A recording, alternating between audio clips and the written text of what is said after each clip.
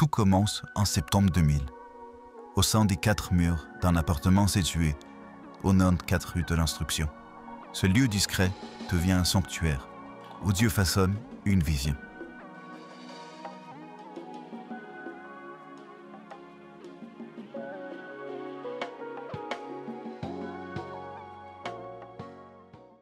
Nous étions dans une petite église qui était du côté d'Anderlecht. J'étais là avec les enfants, mais à un moment donné, le Seigneur m'avait vraiment parlé pour me dire « Tu dois quitter ici et tu iras dans une église où il y a un tam-tam et de maracas.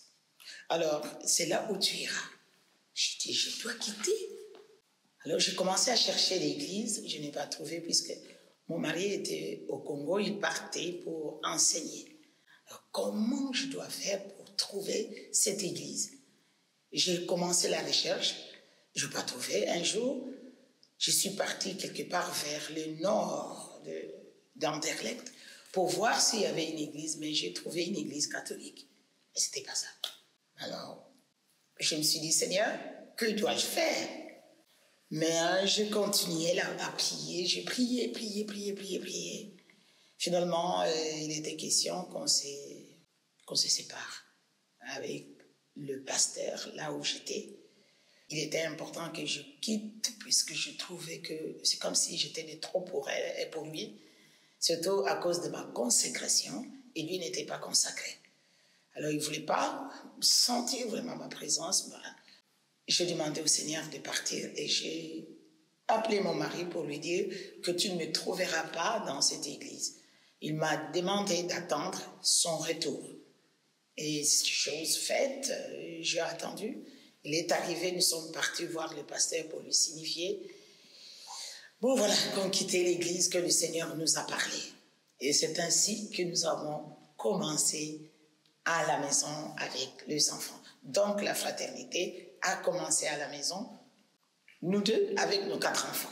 Alors, merci beaucoup pour cette question qui est fondamentale. La genèse, c'est celle-là. C'est une œuvre spirituelle. Le Seigneur lui avait déjà parlé.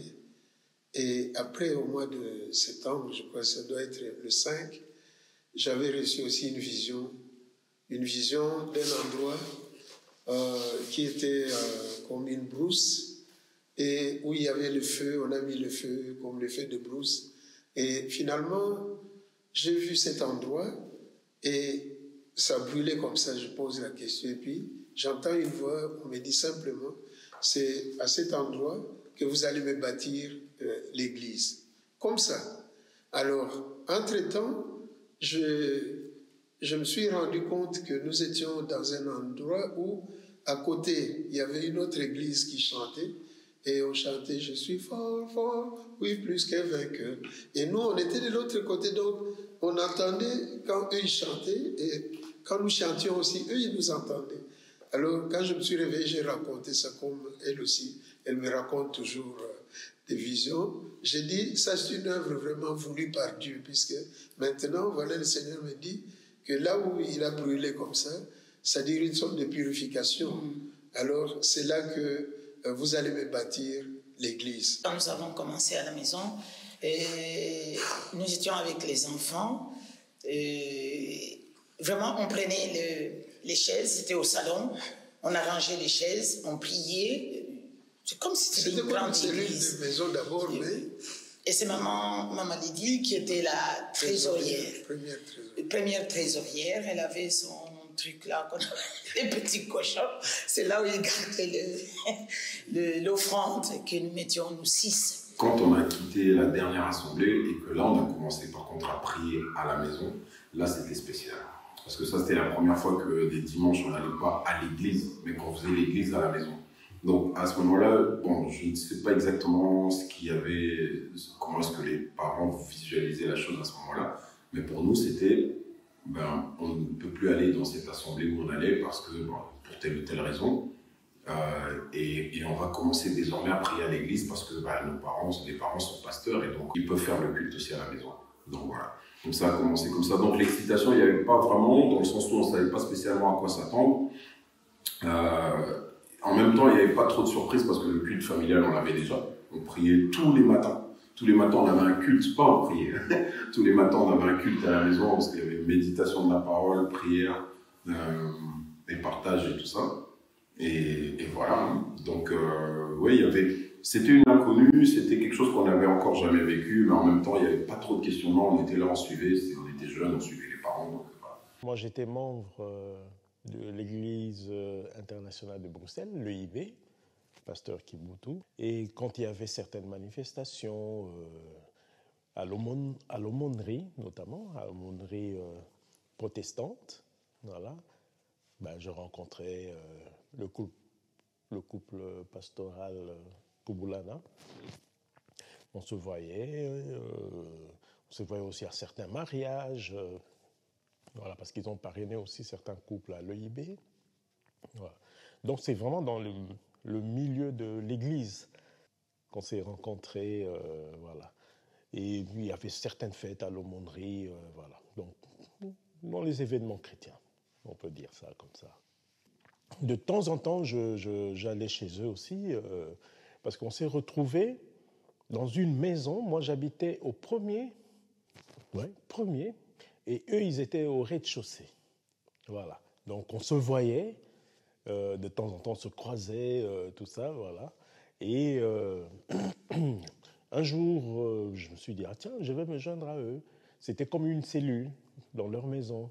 Et on commençait à prier de temps en temps ensemble. Quand je pouvais y être, j'étais là et je priais avec eux. Et j'étais toujours membre de l'EIB. Puis, Papa Kubulana m'a invité, puisqu'il savait que j'étais étudiant en théologie, puisqu'on étudiait dans la même fac. Et il m'a invité de temps en temps pour, bien sûr, apporter un peu la parole, assister au culte. Voilà. Donc j'étais là vraiment dès le début déjà. Il y a eu une dame c'est la cousine à Papa Deyo, qui était au coin, qui est venue nous parler. Il dit, mais pourquoi vous hésitez? Vous pouvez carrément commencer. Il faut commencer une œuvre ici en Belgique. Il ne faut pas hésiter puisque vous êtes formés pour ça. Elle dit, mais le but n'est pas de commencer une œuvre, mais peut-être d'attendre et après nous allons repartir. Avant, on était à l'aumônerie. Il dit, non, vous devez commencer. Et nous avons commencé. Mon neveu qui était resté dans l'autre église nous a rejoints. Le frère Guilain nous a rejoints. Les frères Boutantou nous a rejoints et Élise nous a rejoint, la grande sœur de Maman Hélène. Et ils nous ont rejoints, alors on faisait total, je pense que c'était de 8 personnes comme ça.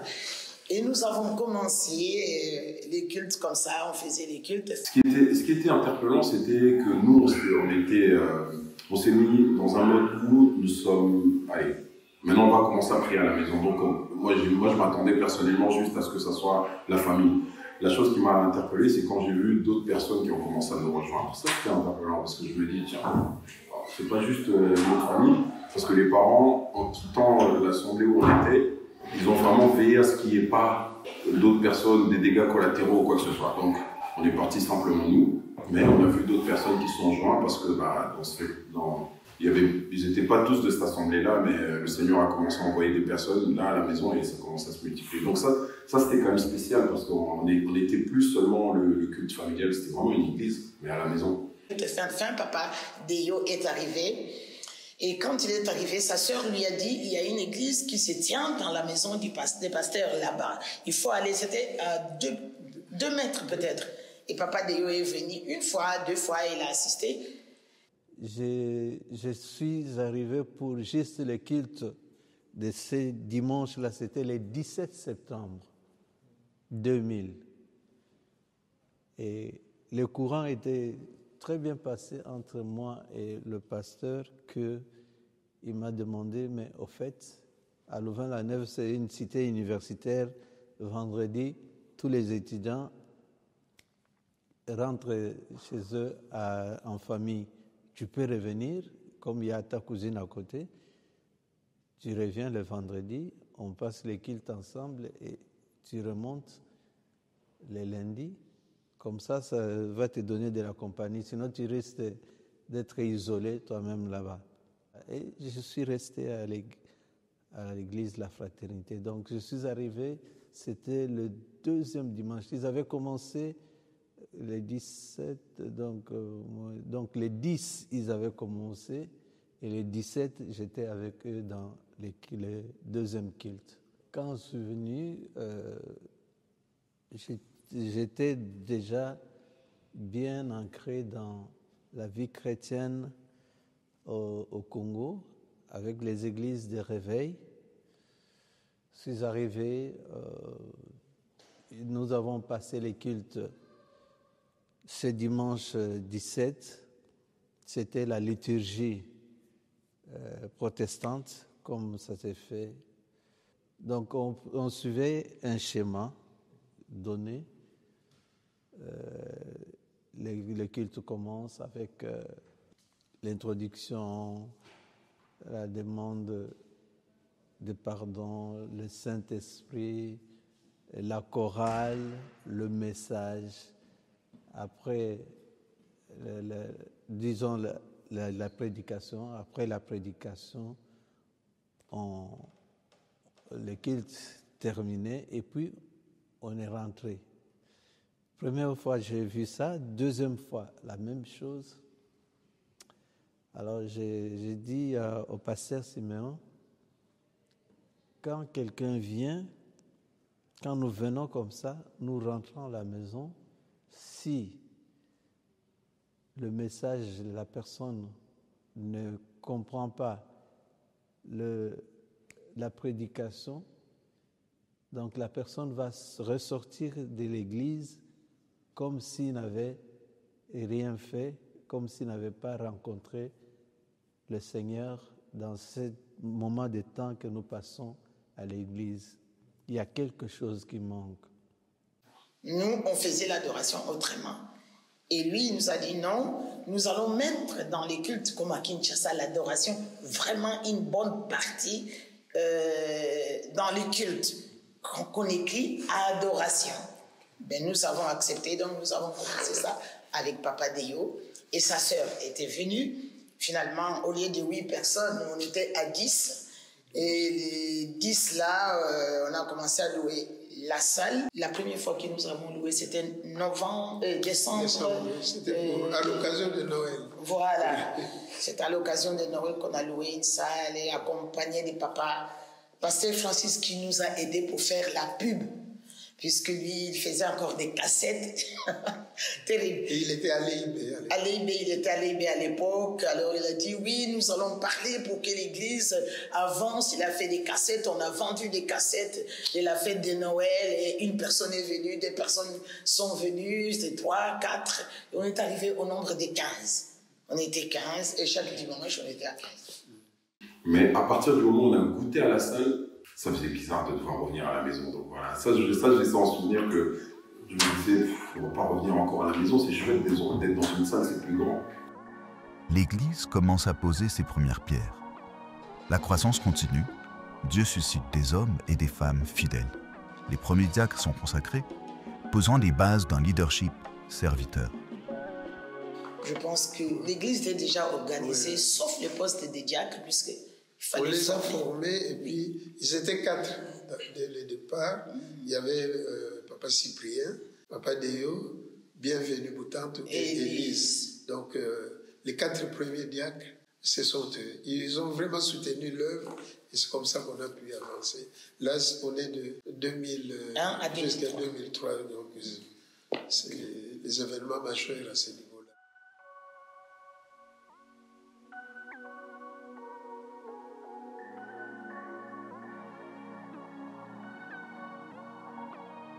Très vite, le lieu devient trop petit pour contenir tous les membres.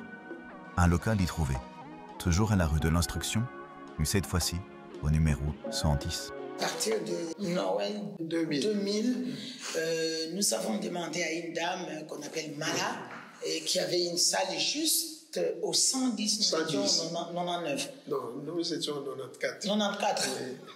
94. Nous étions là, alors nous lui avons demandé si on pouvait organiser le culte de Noël là-bas, et elle a accepté. Après tout, nous sommes repartis pour lui demander si c'était possible qu'on loue chaque dimanche. Et il a aussi accepté. Et il y avait des situations un peu assez comiques parce que c'était une salle qui était utilisée par, je ne sais pas si on peut dire une communauté bouddhiste ou quelques personnes bouddhistes. Voilà. Et il y avait ce que Maman Kouvoula appelait le gros bébé. Il y avait un bébé, en fait, c'est la statue de Bouddha. Elle appelait ça le bébé. Et voilà. Et quand nous, on devait venir prier, on recouvrait ça d'une nappe.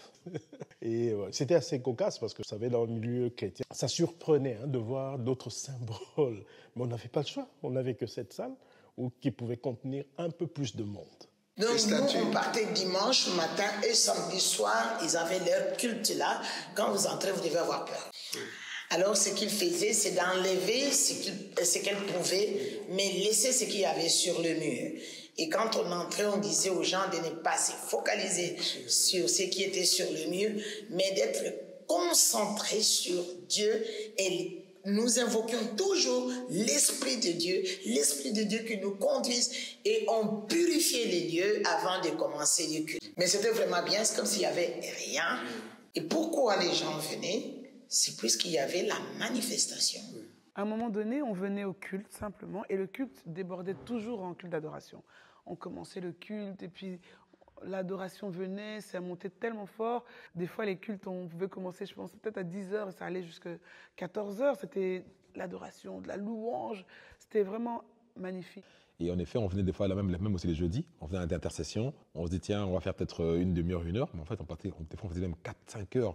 Et je pense que le temps passait sans peut-être s'en rendre compte. On était tellement dans l'adoration, comme tu dis, on était concentrés. Tout ce qu'on voulait, c'était vraiment se rapprocher de Dieu, apprendre plus à connaître Dieu, quoi. Et parfois, on se disait, tous on était là, on dit, ce n'est pas la tête qui fonctionne à ce moment, c'est l'esprit. Quand Madame Mal nous disait, vous entrez, mais vous n'enlevez pas les figurines, tout ce que vous voyez sur les murs. On prie, on venait, on dit, Seigneur. Mais ces histoires de bouddhistes comme ça, et puis le Seigneur nous montrait seulement qu'il fallait qu'on... Le jour où Madame Mal vient nous dire, elle m'appelle, elle dit, Monsieur le pasteur, toute la semaine, jusqu'à samedi, vous ne venez pas dans ces lieux, mais je vous dirai quoi. Et le samedi, elle nous appelle, elle est là à la porte, elle dit, voici les clés, j'ai changé tout ce qu'il y avait ici. Donc, on a repeint partout. Ils ont mis l'estrade, donc une sorte d'estrade. Elle a mis ça, elle dit, j'ai compris une chose, vous avez le vrai Dieu, maintenant ces gens-là, je les ai chassés. Donc, elle chasse les bouddhistes. Elle-même était bouddhiste, elle dit, non, je vous laisse le lieu, maintenant faites tout ce que vous voulez, chaque jour que vous voulez, vous venez ici, c'est à vous maintenant. Et c'est comme ça qu'on a travaillé pendant 5 ans dans ces lieux-là avant de venir sur le boulevard Léopold.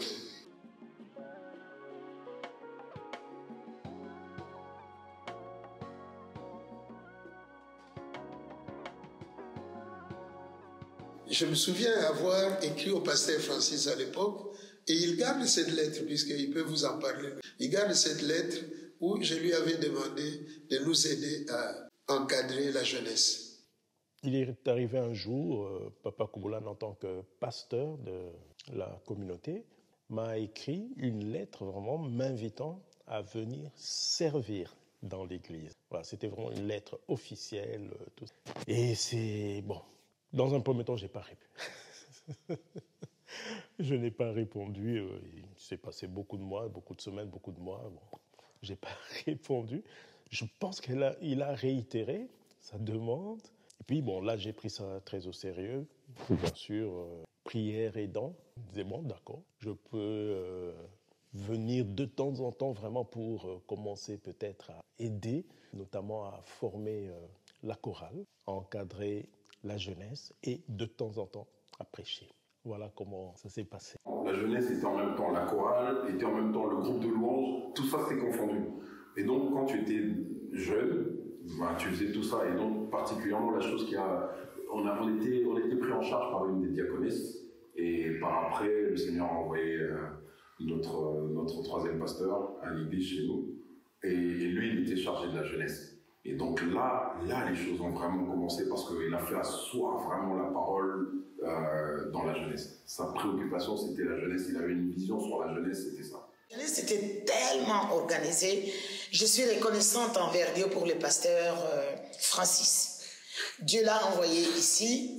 Vraiment, il est venu nous aider. Il nous a aidés. Le pasteur Francis nous a aidés concernant la jeunesse. Il a enseigné la jeunesse. Il s'occupait de la jeunesse. Il a enseigné les jeunes. Et je pense que tous ces jeunes que vous voyez, pasteur MJ, il y a Idiot, il y a Christian, il y en a d'autres, Hélène, ce sont des jeunes qui ont reçu ces enseignements, qui n'étaient pas là pour murmurer quand on leur disait que de telle heure à telle heure, vous devez faire ça. Nous travaillons ils étaient formés spirituellement, ils étaient là, consacrés, ne pouvaient pas manquer, même si on leur disait aujourd'hui nous allons jeûner, ils étaient là. Demain nous allons veiller, ils étaient là. Donc il les a formés pour servir. En tout cas, moi ce que je retiens principalement, c'est on a appris à mettre Dieu en avant. C'est-à-dire que des fois, on vient à la répétition, on dit tiens, on est là, en fait, on va chanter, on va répéter, on va jouer la musique. En fait, non, tu viens à 10h, qu'est-ce que tu fais? C'est enseignement. C'est d'abord apprendre vraiment qui tu vas servir. Et ça, vraiment, c'est quelque chose qu'on a appris beaucoup, je pense, en tout cas tous ceux qui étaient là à cette époque-là, on a appris vraiment à mettre d'abord Dieu avant et pas seulement être en mode oui, je veux chanter, je veux danser. Non, c'est d'abord Dieu en premier. Parce que des fois, on était là, comme je disais, on était là de 10h jusqu'à 19h, enseignement. Et puis la répétition, non, il n'y a pas de répétition. Et c'est vrai qu'en voyant le serviteur de Dieu, comment est-ce qu'il gérait avec nous, dans un premier temps, tu ne vois pas tout de suite parce que tu es encore jeune. Tu vois plutôt la pression qu'il exerce sur toi parce que tu es jeune. Tu te dis, mais il vous bloque, il vous empêche d'aller au basket pour rester et recevoir des enseignements. Mais après, quand tu grandis, à un moment, je suis venu un jour lui dire, je lui dis, pasteur, tu avais vraiment une vision. Il m'a dit, ouais, si tu fonctionnes sans vision, tu vas aller nulle part en fait. Ouais. Et c'est la vision. Ce que j'ai appris de ça principalement, c'est que quand tu as la vision, ça va t'empêcher de faire attention à tous les petits chichis autour de nous parce que tu sais où tu vas.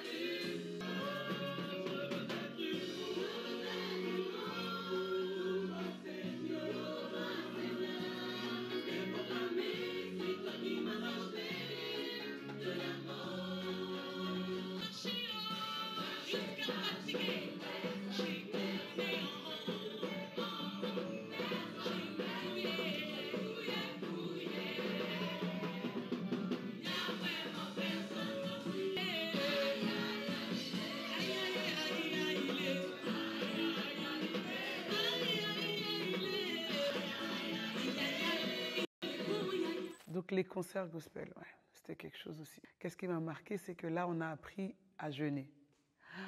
Alors là, on a appris qu'on venait au concert après avoir jeûné pendant 3 jours et on faisait le concert à jeun.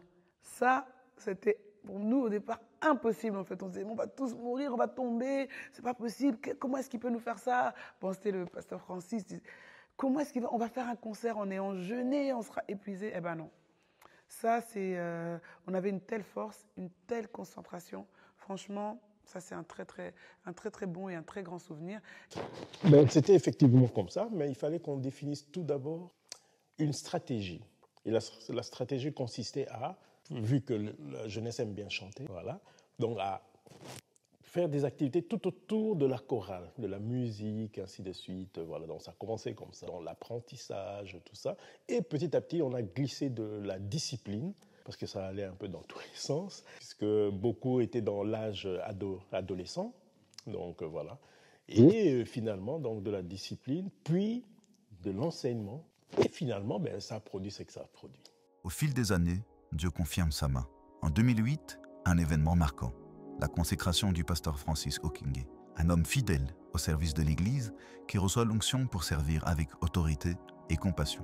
Bon, d'abord, il faut rappeler qu'en 2004, je me mariais. Je me mariais à la très belle et charmante épouse Lydie. Il y a Lydie, voilà. Et 2 ans plus tard est venue Maïcha, notre première fille, voilà.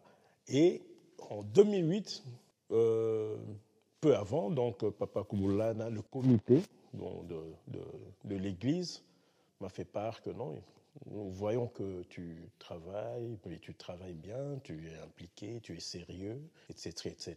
Donc, nous pensons t'établir dans le ministère pastoral. Voilà, ça a commencé comme ça. J'ai dit, gloire à Dieu. Bien sûr, il y a toujours une période de probation, hein, on t'observe vraiment sérieusement. Et chemin faisant, voilà, finalement, la consécration est arrivée. Ouais, là, par contre, c'était beaucoup d'émotions. Parce qu'en plus, le pasteur Francis s'était fort ému aussi parce qu'il a eu beaucoup de personnes qui ont témoigné par rapport à sa vie, son appel et tout ça.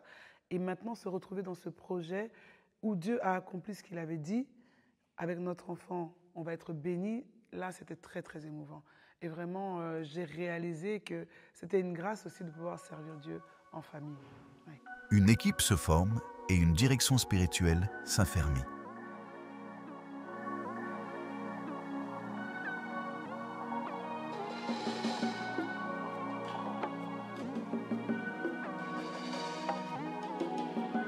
L'histoire de la fraternité est aussi celle du mouvement.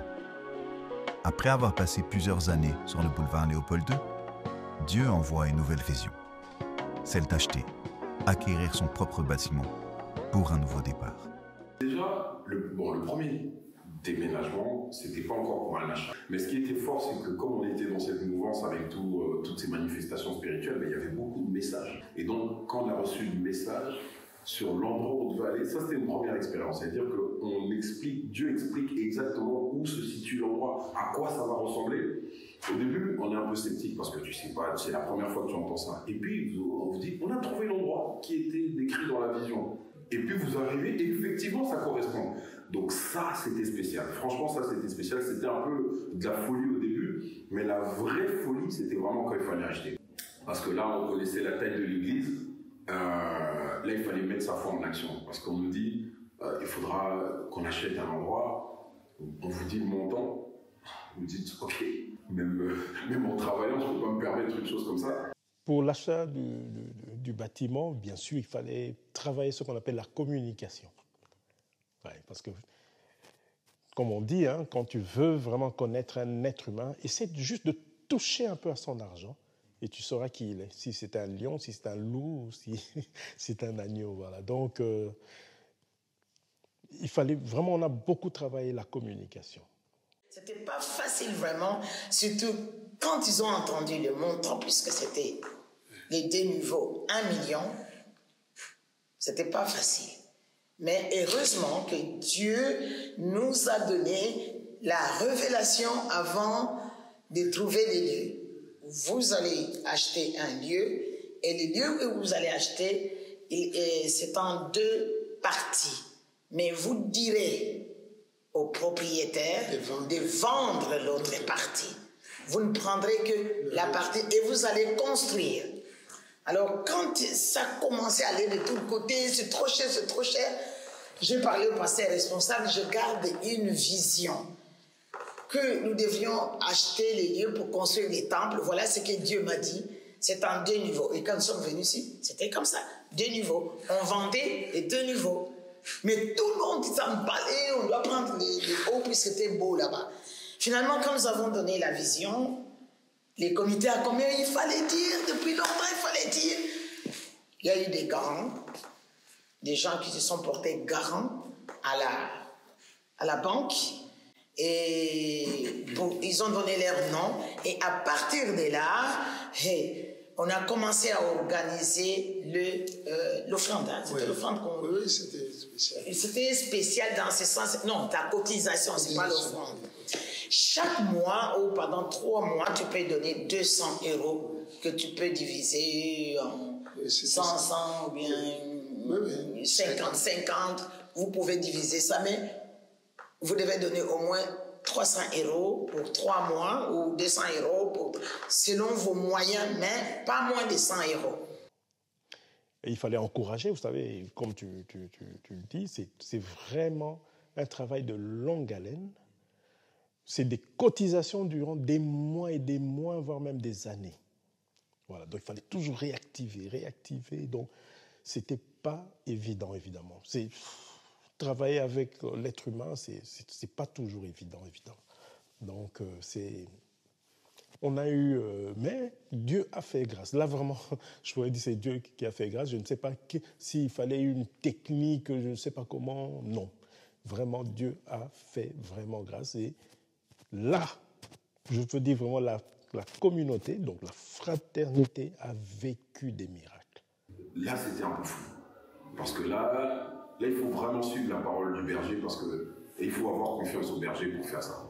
Il faut vraiment avoir confiance, même en étant fils du berger. Franchement, il y a des jours où j'avais envie de lui dire, papa, là, tu commences un peu à exagérer, ça commence à aller un peu trop loin. Ceux qui sont en train de leader, donc nos leaders, étaient tellement dans la foi, vraiment, hein, c'était comme si on faisait un peu un acte de folie, mais ils étaient tellement convaincus que Dieu leur avait parlé qu'ils avaient réussi à nous transmettre ça, et on était prêts à sortir tout l'argent qu'on avait pour acheter ce lieu.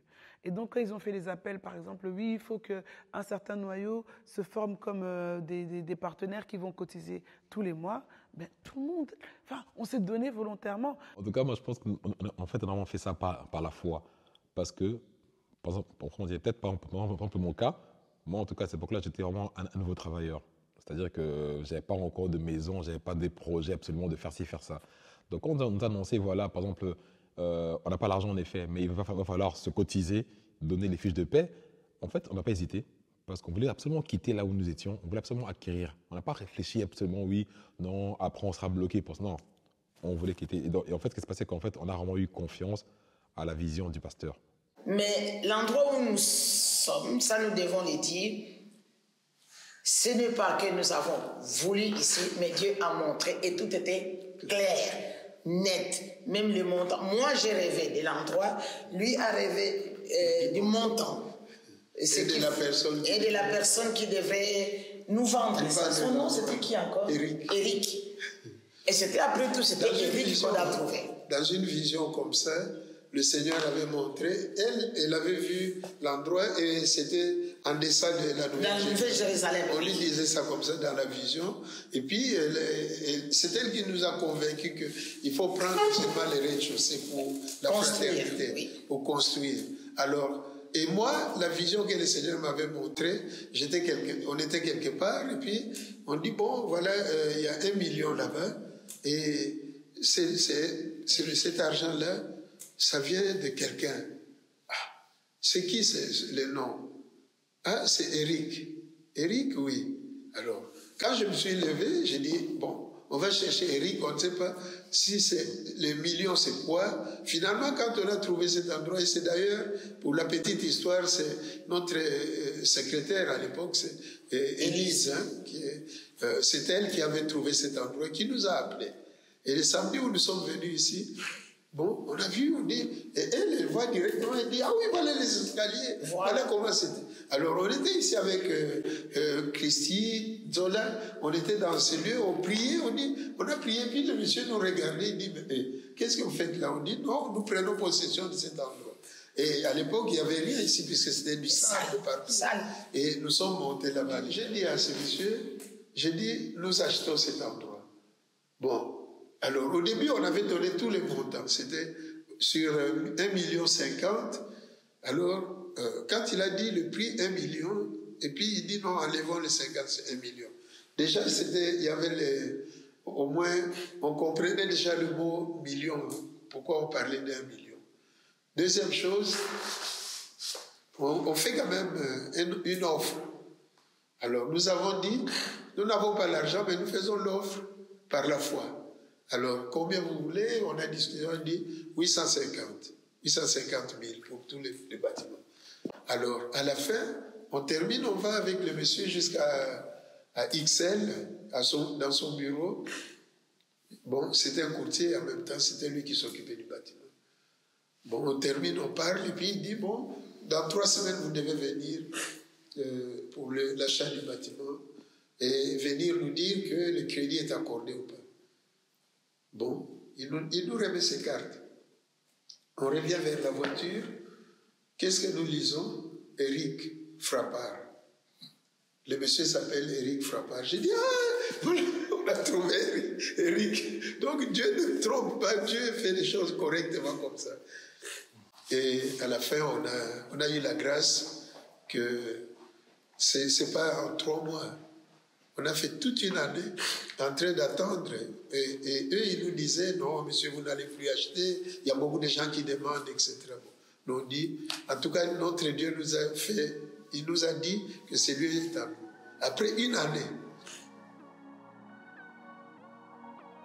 Dieu donne la vision, mais aussi la provision.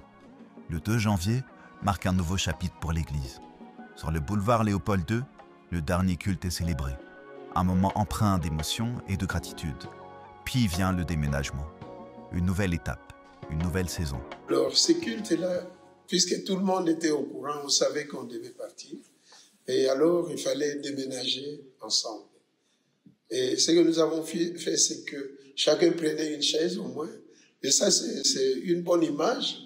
On prenait une chaise, et puis ou bien une table, ou alors un instrument de musique. Et alors, on passait au travers de toutes les rues ici. Donc, nous avons formé pratiquement un grand cercle. Donc, il y en a qui sont partis du côté de Saint-Clet. Il y en a qui sont montés de l'autre côté. Et donc, on s'est retrouvés ici devant la porte. Il y a vraiment des mamans qui étaient là avec des chaises, ils marchaient, on était en train de chanter, nous on était par la gauche et tout, en train de chanter la louange et tout. Et puis on arrivait ici dans une joie vraiment, quelle joie, on était trop contents quoi. En fait, on a vraiment quitté un endroit où on était occupé à souffrir, entre guillemets, pour arriver là où nous sommes pour l'instant. On était trop contents quoi. De ces jours-là, il y a quelqu'un qui était arrivé, c'est Papa Zola qui était là à la porte. Il a dit, oh Papa Pasteur, nous sommes vraiment arrivés. Et alors, on était là tous ensemble, en train de chanter. Et les gens nous regardaient, puisqu'en fait, pour nous, c'était une façon de prendre possession du quartier. Ça, c'était la raison pour laquelle nous avons organisé notre déménagement de cette façon-là. En tout cas, tout le monde s'y est mis, que ce soit les tout-petits avec leur taille. En tout cas, ils prenaient aussi des chaises ou quelque chose pour amener jusqu'ici. Comme le peuple d'Israël, sortant d'Égypte, la fraternité atteint enfin sa terre promise. Mais ici, le lait et le miel ne coulent pas encore. Il faut encore persévérer, redoubler d'efforts, bâtir pas à pas ce que Dieu a préparé. La promesse est là, mais le chemin continue. Donc quand on nous a dit qu'on va acheter un bâtiment, peut-être dans notre tête, on se dit on va acheter une église. Donc on se dit c'est un endroit qui va nous accueillir, puis on arrive et on se dit waouh mon Dieu, dans quoi on va être? Donc c'était pas très très propre, il faisait froid, c'était vraiment tout gris comme j'ai dit. Donc on s'arrête un moment, on regarde le premier culte. Ben on va louer le Seigneur, mais on est mitigé, c'est bizarre, c'est difficile aussi de se concentrer un peu parce qu'on n'a pas l'habitude de l'endroit, le confort, c'est pas ce qu'on attend, mais on y va. En fait, on voyait vraiment la vision du pasteur dans le sens que oui, on a un grand endroit qu'il va falloir construire. Donc les gens étaient confiants vraiment à ce qui va se faire dans le futur. On disait, OK, on n'a pas peut-être maintenant un endroit construit avec des murs, tout ça, des pièces, tout ça, mais on aura ça dans le futur. Et je pense que là où l'ange de la maison, comme on l'appelle, là où il a été fort, c'est de réussir à faire passer sa vision sur nous et sur tous les fidèles aussi, parce que ça, c'est pas facile. Franchement, je ne suis pas sûr que j'aurais eu le même courage de faire ça, parce que c'était partir à l'inconnu.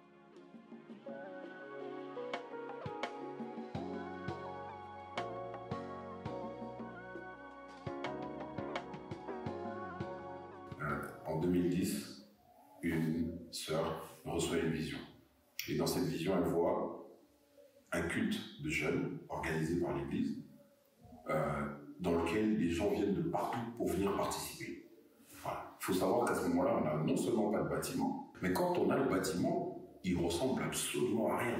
Donc, moi j'entends ça, alors on me dit, oui, à l'époque j'étais pas encore pasteur, donc on me dit, ce serait bien si toi tu peux t'en occuper parce que tu connais plein de jeunes qui font...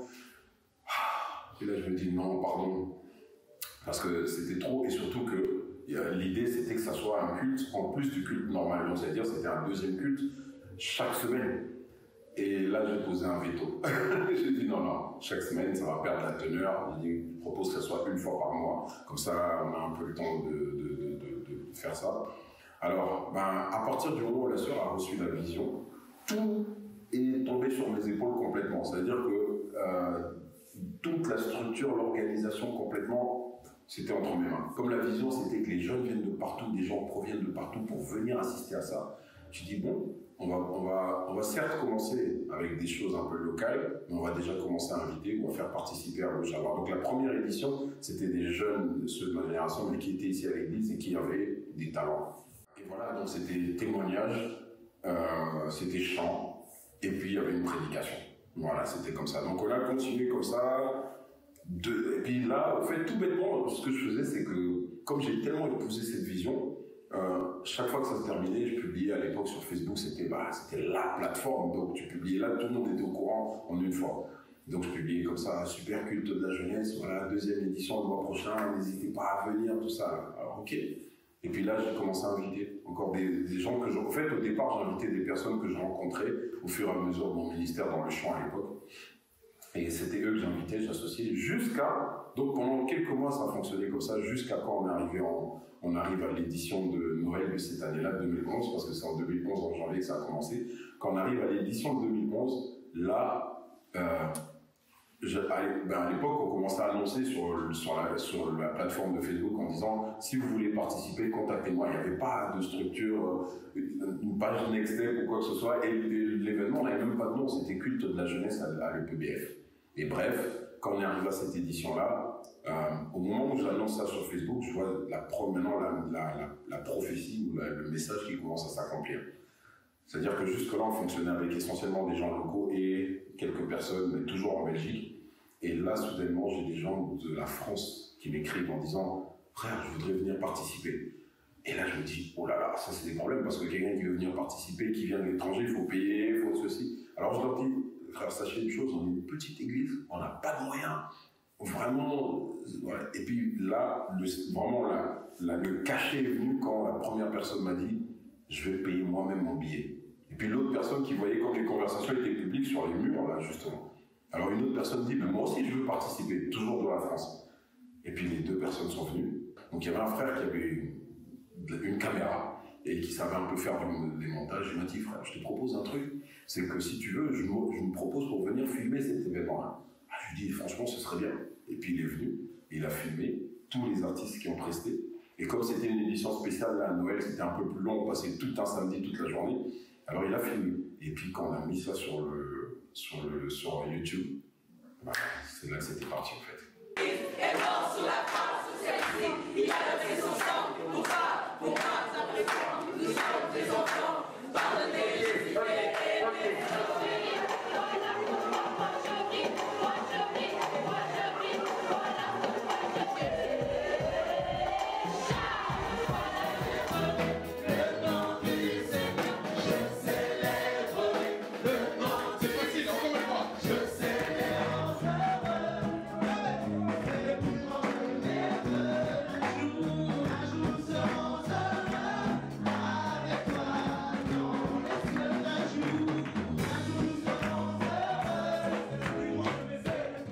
Pour toi, cette vision que Dieu a permis, en tout cas, donner à cette église, c'était quelque chose de merveilleux, quoi. En tout cas, ça s'est passé de manière naturelle. Les jeunes, en effet, ils avaient, comme tu dis, leur code et tout. On veut faire ça comme c'est comme ça. Et quand ils viennent ici, ils voient ah bah oui, en fait, je peux me reconnaître dedans, quoi. Et puis, au fur et à mesure, ils commençaient à emmener leurs amis, à appeler. Donc, en fait, ça commençait à grandir comme ça, parce que tellement qu'ils étaient contents d'être dans la présence de Dieu. Et en fait, ils partaient de ce lieu, pas en termes, vraiment, en ayant reçu quelque chose de la part de Dieu, quoi. Ils étaient contents. C'était trop bien. Et il faut savoir, il faut se mettre dans le contexte de l'époque, des événements de jeunes, il n'y en avait pas. Hein. Il n'y en avait pas. Il faut savoir qu'il y avait un gros clivage qui était que chaque assemblée fonctionnait avec sa méthode, qu'avec les siens. Ils avaient leurs propres événements, mais internes. Il n'y avait pas d'échange inter-église, vraiment pas comme c'est le cas maintenant. Donc quelqu'un qui venait d'une autre église. Alors maintenant, nous, la chose qu'il y avait, c'est que notre génération, on a grandi comme des amis. Même si les anciens, peut-être on peut dire ça, pouvaient avoir des choses où chacun protégeait un petit peu sa bergerie, ben nous on n'avait pas ce problème-là. Nous on se connaissait, donc quand j'ai un événement, ben, j'invite le fils de l'autre pasteur, et alors les parents étaient spectateurs un petit peu de ce qui se passait, c'était ça, et donc ça a cassé un peu tout ça. Ça a permis vraiment maintenant de pouvoir fonctionner tous ensemble. Après ça, un jour, on s'est réunis avec les artistes principaux de cette époque-là, en Belgique du moins, et là on a parlé justement de cet événement parce que ça commençait à prendre de l'ampleur. Et là, je ne le dirai jamais, c'est un de nos frères qui d'ailleurs va sortir un livre bientôt. C'est lui qui me dira, MJ, il faut trouver un nom à cet événement. Et je lui dis, ah oui, c'est vrai. Il me dit non, il faut trouver un nom. Tu ne peux pas continuer à appeler ça juste culte de la jeunesse. Il faut qu'il y ait un nom. Alors là, on est venu et là, j'en ai parlé avec le pasteur et on a commencé à réfléchir. On s'est dit, tiens, il faut qu'il y ait gospel dedans. Et puis on s'est dit, non, la prochaine étape, l'avenir, ça doit être pour le gospel. En fait, on est parti de ça. L'avenir, c'est pour le gospel. Donc, next gospel. Mais on s'est dit, next quoi? Voilà. Et là, on a mis un peu cette idée, le pas, si chacun met du sien, eh ben voilà, l'avenir, ça va appartenir au gospel. La fraternité, c'est une église qui a choisi d'investir dans sa jeunesse. À travers le Next Step Gospel, elle a offert une scène, un espace où des talents se sont révélés, où des dons ont trouvé leur voie, et surtout, où de nombreuses vies ont rencontré le Christ. 14 ans plus tard, cet événement continue de marquer les cœurs et d'impacter bien au-delà des murs de l'Église.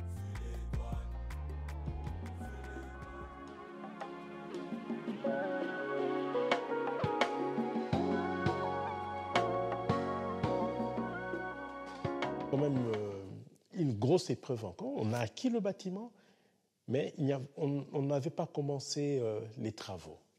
Et ça a été... C'était dur, parce que là, tu entends des commentaires, hein, mais il fallait peut-être pas se lancer là. Ouais, mais est-ce que c'était vraiment la vision de Dieu? Ça, c'est des commentaires que tu entends dans la communauté. Hein. Les lieux n'étaient pas disponibles pour accueillir une église. Pas du tout. Pas du tout. Puisque, comme on vous dit, c'était séparé en deux. Et cette partie où j'appelle aujourd'hui les sanctuaires, c'était la partie la plus sale. Mais après tout, on a dit non.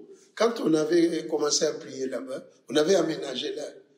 Et un jour, je me suis levé en tant que responsable. J'ai dit, écoutez, nous devons mettre de l'ordre et travailler pour transformer cet endroit-là, puisque maintenant, nous avons déjà sollicité le permis d'urbanisme. Franchement, il y a eu des moments où on s'est senti vraiment impuissant, parce que on a donné l'argent, on fait ceci, on va cotiser, mais à un moment, on est aussi épuisé financièrement. Les travaux s'arrêtent, puis tu vois que on a mis une partie, il y a de la peinture, de l'autre côté, il n'y a pas de peinture. Et malgré tout, de toute façon, c'est notre bâtiment. Donc c'est un peu comme une maison qu'on achète, hein. C'est comme notre propre maison. On se dit, on commence, on va faire des travaux, peut-être après on continuera ça. Mais c'est pas évident parce que tu as toute une église et toutes des personnes qui viennent aussi, des nouveaux, et qui se demandent c'est quoi cette église. Donc on continue toujours parce qu'on persévère. Mais c'est vrai qu'on a dû engager beaucoup de moyens financiers. Et parfois, ça ne suivait pas, le chantier s'arrêtait. Et Dieu a fait grâce que les personnes qui ont commencé vraiment à faire les travaux ici étaient des personnes qui comprenaient la situation. Ce n'était pas une société qui est venue et qui a dit « Ah non, si vous n'avez pas d'argent, nous on ne fait pas ». Non, ils travaillaient et parfois on les payait vraiment beaucoup plus tard, mais ils ont continué à le faire. Et quand on devait commencer les travaux et qu'on n'avait pas beaucoup de moyens, c'est là où l'église de Lombarseille nous a prêté main forte pour dire nous viendrons chaque vendredi dormir chez vous et travailler avec vous, et après nous pouvions retourner sans que vous nous payiez, quoi. C'est comme ça qu'ils ont commencé à venir nous montrer certaines choses, et nous sommes reconnaissants envers ces gens-là puisqu'ils nous ont poussés à aller de l'avant. Ils nous ont poussés d'aller. Il faut construire, il faut aller, c'est toujours comme ça. Et il y a des moments où le président parlait aux hommes, il ne faut pas attendre tout, que les gens viennent travailler pour vous, pour minimiser les frais. Mettez-vous à l'œuvre vous-même. Et on a travaillé. On voit encore certaines images où les membres de l'Église aussi, les hommes en tout cas, essayaient de prendre ceci ou cela. Vraiment, on travaillait encore. Et oui, pour en arriver là, il a fallu plus que de la foi. Il a fallu des hommes et des femmes déterminés, prêts à donner de leur temps, à mettre la main à la pâte, à croire jusqu'au bout. Et le 2 août 2015, tous ces efforts ont porté leurs fruits. Ce jour-là, le premier culte est célébré dans le nouveau temple, un moment d'accomplissement, de gratitude et d'espérance. C'est un... Tu regardes et tu dis, waouh, Seigneur, c'est beau. On a une belle église, on est fiers, on est très fiers. On est fiers de Dieu, on est fiers de nos pasteurs, on est fiers parce que nous-mêmes, on était là et on est fiers d'avoir participé ensemble à construire cette belle œuvre. D'abord, une fierté quand même, il faut reconnaître cela. Et en même temps, on s'est dit, c'est un projet qui en valait la peine. C'est vrai que comme tu dis, le premier culte n'était pas... Ici, il y avait encore des joints pas encore totalement secs et tout, c'est vrai. Hein, mais à un moment, on était dans un endroit où on savait que ça serait ici qu'on allait faire. Et donc, c'était un endroit, même aussi les écrans. En fait, les écrans, ils n'étaient pas encore allumés. Il n'y avait rien. On a juste mis les écrans, on a dit, ça viendra. Donc, on était tellement dans une confiance, dans une reconnaissance, parce que Dieu a tellement fait des choses pour nous, on était trop contents, quoi. Ah, après 4 années de travaux, la fraternité atteint enfin sa terre promise. Oui, celle où coule le lait et le miel. Dieu a promis et Dieu a accompli. Le temple est là, ce lieu où, en un instant, le temps se suspend pour laisser place à une rencontre, celle avec le Seigneur. Un lieu où l'Église grandit, où des vies sont transformées. L'histoire de la fraternité aurait pu s'arrêter ici, pour aujourd'hui. Mais non, ce n'est qu'une étape parmi tant d'autres. Excusez-moi, car désormais, place à 2019. Les années Covid, c'était très dur. Déjà, je dois commencer d'emblée à dire, c'est les années où on a perdu. Tu as cité 2020, non, 2020, 2021, tout ça. On a perdu énormément de connaissances, énormément de frères et sœurs en Christ. Vu que l'État s'organisait à ne pas avoir de rassemblements, vous voyez déjà, alors que la force de l'Église, c'est le rassemblement, cette communion.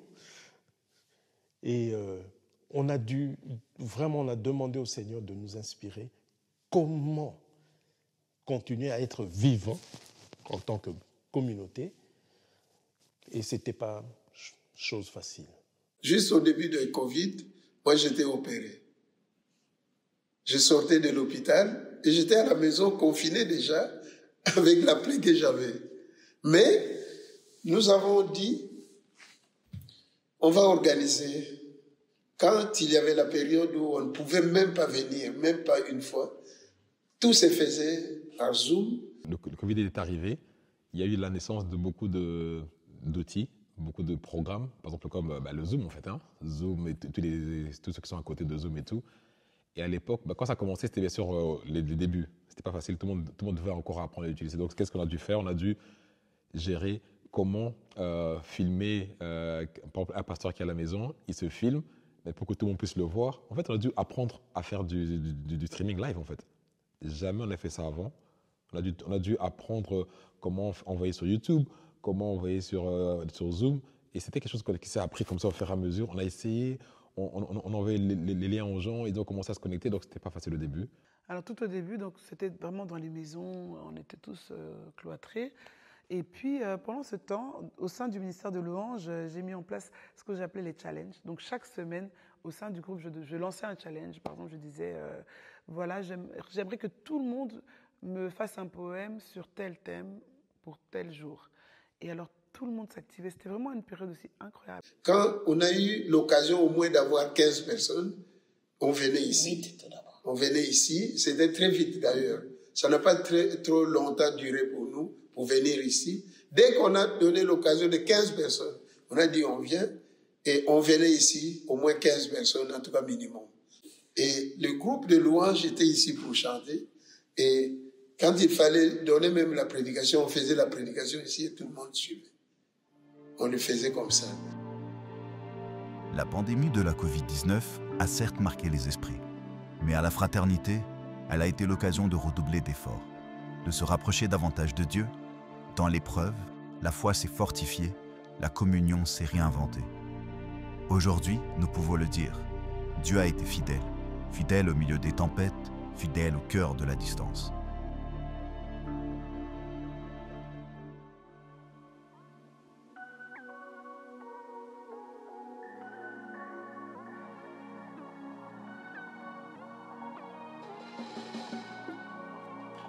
Parmi les enfants du pasteur, Dieu en a choisi un. Il l'a façonné, préparé, affermi, pour en faire un serviteur selon son cœur. MJ Matendo. C'est un atterrissage pour moi. La formation théologique pour MJ, je l'ai attendue depuis longtemps. Mais il y a une chose seulement, je savais dans mon cœur, l'ennemi voulait les dévier de sa mission en le mettant sur une autre piste d'aller chanter pour le monde. Je lui ai dit, tu ne chanteras jamais pour les diables. Tu chanteras pour les seigneurs. Et je priais toujours pour ça, puisque il y avait déjà des révélations, il y a des choses qu'on ne dit pas, hein. Souvent on les garde dans les cœurs, mais il était déjà préparé. Au moment où je servais dans la jeunesse, je faisais déjà un travail pastoral sans m'en rendre compte. Et c'est un jour, encore une fois, un frère qui m'a dit, quand il me disait, il commençait à m'appeler pasteur, je dis arrête ça, arrête avec ça. Et puis un jour il m'a dit, tu sais pourquoi tu fais ça? Tu sais que tu fais déjà un travail de pasteur. Et là, j'ai dit non. Et là, j'ai dit non, mais je savais qu'il avait raison. Ça m'avait tellement frappé que j'ai même jamais oublié ça. J'ai dit non, c'est pas possible. Pourquoi il dit une phrase comme ça? Parce que c'est tellement vrai. Il me dit, tu fais déjà un travail de pasteur, pourquoi tu as peur? C'est non. J'ai dit non, mais je peux faire ça sans avoir un titre. Mais il me dit non, il faut quand même que ça soit officialisé. Et bref, on a commencé à me donner une fois de temps en temps de prêcher. Et là, j'ai dit non, stop. J'ai dit stop. J'ai dit ça, c'est le piège. Alors, dans le piège, je me suis dit bon, je ne peux pas refuser parce que quand je prêche, ça se passe bien. Je me dis alors, je ne peux pas refuser, mais par contre, je ne vais pas être encore une fois illégitime. J'ai dit non, j'ai accepté d'aller me former. Mais juste pour être légitime pour prêcher, c'est tout. Et aussi pour pouvoir tenir face à certains débatteurs qu'il y avait sur les réseaux. Et c'est tout. Mais la confirmation, elle est arrivée. J'ai fait mes 5 années. J'ai fait 5 années avec les années de stage et compagnie. Quand on arrive à la dernière année, c'est là qu'il y a eu la confirmation parce que j'ai vécu une épreuve que j'aurais jamais imaginé dans ma vie vivre. Une épreuve telle que quand je regardais dans la rue, j'ai dit les gens qui ont vécu ce genre d'épreuve, ça doit être vraiment des gens qui étaient... Voilà. Quand j'ai vécu ça, je me suis dit non Seigneur, des choses comme ça, il n'y a que les vrais qui vivent ça. Donc j'ai dit ok, j'accepte l'appel. Et choisir aller faire la théologie, pour moi, c'est comme si on m'avait donné des milliards d'euros. C'était vraiment la paix. Enfin! Et c'était ma joie parfaite. Voilà sa voix. Tu vis ça comme si tu rêvais, en fait. C'est tellement bizarre. C'est pour ça que moi, quand c'est des moments comme ça, je pleure beaucoup. Pourquoi? Parce que je réalise tout. Quand les gens vont dire je réalise tout, en fait, il y a quelque chose de très particulier. C'est la principale chose par rapport à cette journée. On fait toute la cérémonie, tout ce que vous voulez. À un moment donné, on vient et on te met ce manteau. Au moment où on le dépose sur mes épaules, tu sens tout de suite. C'est comme quand j'ai vu ma première fille naître. Tout de suite, j'ai senti que j'étais devenu parent. C'est la même chose. Et je me suis dit, waouh, Seigneur, est-ce que je suis vraiment en train d'accepter ça? C'est beaucoup. Mais tu sais que c'est beaucoup, mais tu sens une voix qui te dit, tu vas le faire. Tu vas le faire, je serai avec toi. Tu ne seras pas seul. Et puis bon, voilà, c'est ma mère qui me met le col. Qu'est-ce que vous voulez? Là, là c'est fini. Non, là c'est fini parce que tu vois la personne en face de toi, tu sais que tu es le fruit de ses prières. Et tu te rappelles toutes les nuits où elle a pleuré, tu te rappelles toutes les nuits où elle priait pour toi. Et puis ton père qui vient, qui te tient derrière, tu te rappelles que lui, ça a été ton enseignant parce qu'il s'est dit ce qu'il a à l'intérieur, je vais le faire sortir. Mais la mère qui fait ça, c'est les entrailles, c'est le fruit de ses entrailles et elle te met le col pastoral pour dire mon fils, je crois, tout ce pourquoi j'ai prié, c'est ça. Ça n'a pas de prix. Quand ce jour-là est arrivé, j'étais vraiment en train de dire Seigneur, mais tu l'as fait. Tu vois, c'est des choses qui peuvent que te donner la foi, hein, qui peuvent que te renforcer dans le Seigneur, parce que toutes les promesses qu'il a dites, il les a accomplies. Le temple, il l'a fait. Mon frère, c'était, enfin, pour ceux qui le connaissent, de le voir pasteur, c'est vraiment la main de Dieu. Et ça s'est accompli. Moi, j'étais émue. Il le sait. Et voilà, j'avais des larmes ce jour-là, mais tout ça pour la joie du Seigneur. Quand en effet, je regarde mon grand frère, comme tu dis, en fait, d'où il vient et là où il est maintenant, franchement, Dieu est merveilleux. Donc, vraiment, j'étais trop dans la joie pour mon frère, le pasteur MJ. Je suis trop content vraiment de ce qu'il est devenu. Hein. Dieu a fait des choses notamment merveilleuses dans sa vie. Non, trop dans la joie. En tout cas, le jour-là de sa consécration, je pense que j'étais ailleurs, mais j'étais trop content. Et vraiment reconnaissant à Dieu, parce que tout en tout cas, est grâce, quoi. Tout est grâce de Dieu. Il y a quelqu'un qui m'avait appelé après la consécration du pasteur MJ. Il m'avait appelé pratiquement pour me blâmer au téléphone. Toi, tu fais des choses comme les pasteurs du Congo. Tu prends ton fils, tu le places pour qu'il soit aussi pasteur et qu'il prenne la place. Je lui ai dit, mon frère, ce que Dieu fait, il le fait. Il n'y a que Dieu qui fait des choses comme ça. Ce n'est pas un héritage humain. Ce n'est pas une dynastie humaine. Ce sont des choses de l'esprit. Et alors, j'ai touché cet aspect-là simplement pour dire que beaucoup de gens ne comprennent pas quand c'est Dieu qui agit. Le cas de MJ, c'est vraiment Dieu lui-même.